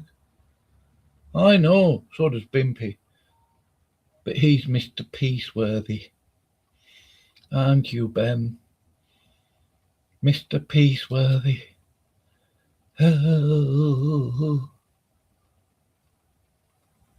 Oh, there's he alone. Has he made another comment? Oh, I can still see East Max's comments. They're not going on screen. No chance.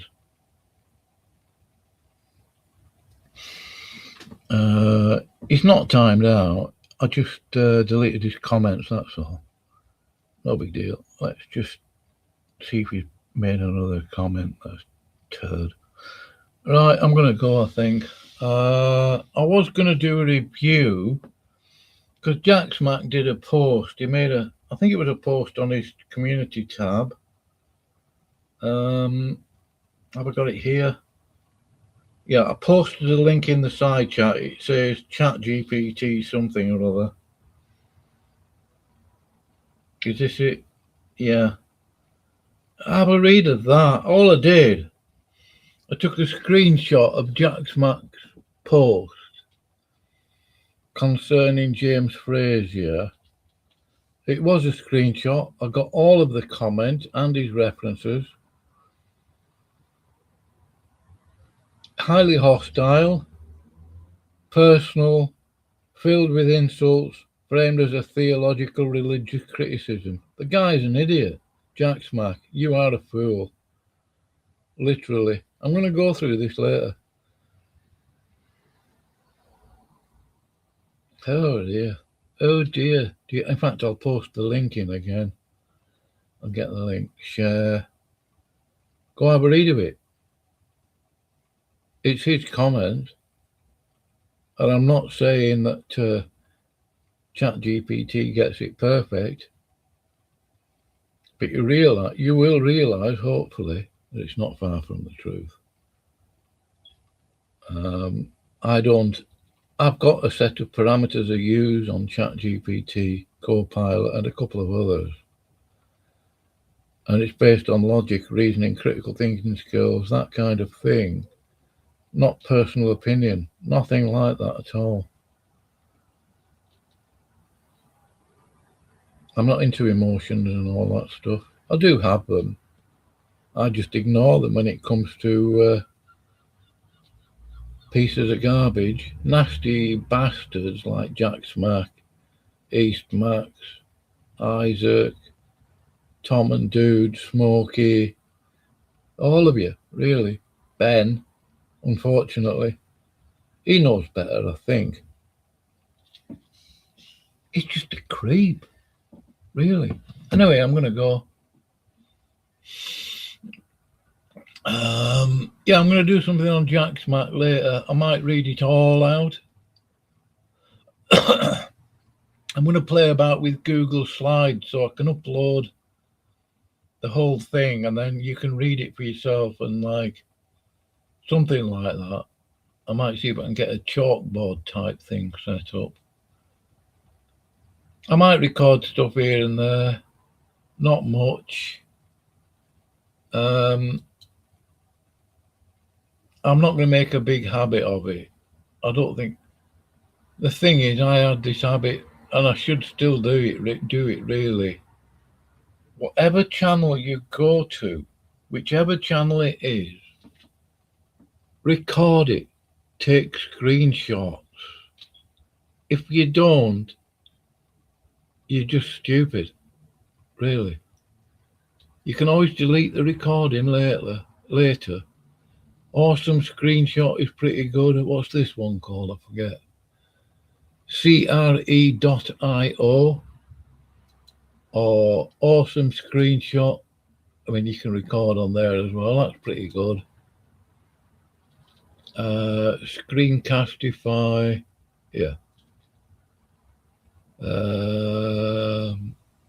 Yeah, I'm going to go. Bye.